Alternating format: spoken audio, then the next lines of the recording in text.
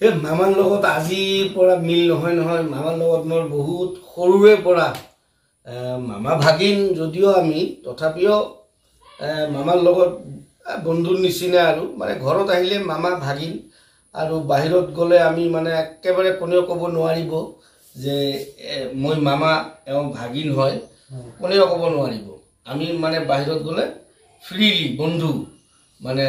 যিখিনি মানে ফ্ৰীলি কথা বতৰা পাতিব লাগে সেইখিনি পাতো মামাৰ লগত সৰুৰে পৰা এনেকুৱাকৈ আমাৰ মিলা প্ৰীতিটো আগৰে পৰা আৰু এতিয়াও মামাৰ লগত মাজে মাজে এনেকুৱা কৰোঁ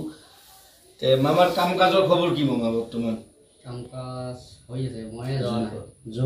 জ্বৰ আছে কাৰণে যোৱা নাই এনে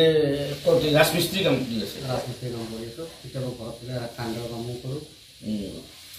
যিকি নহওক কামটো কৰি খাবই লাগিব ন মামা কাৰণ কাম নকৰিলেতো ধৰক এতিয়া পৰিয়ালৰ কথা আছে আপুনি নতুনকৈ বিয়া পাতিছে এতিয়া মামী আহিছে এতিয়া ধৰি লওক মানে আপুনি যদি কামখিনি নকৰে এতিয়া ঘৰখনৰ অসুবিধা হ'ব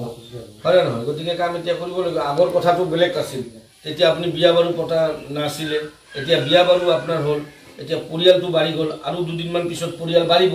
বাচ্চা হ'ব তেতিয়া আৰু আপোনাৰ ঝামেলাটো বাঢ়িব গতিকে কামখিনি কৰা বেয়া নহয় হয়নে আৰু যি কি নহওক মামা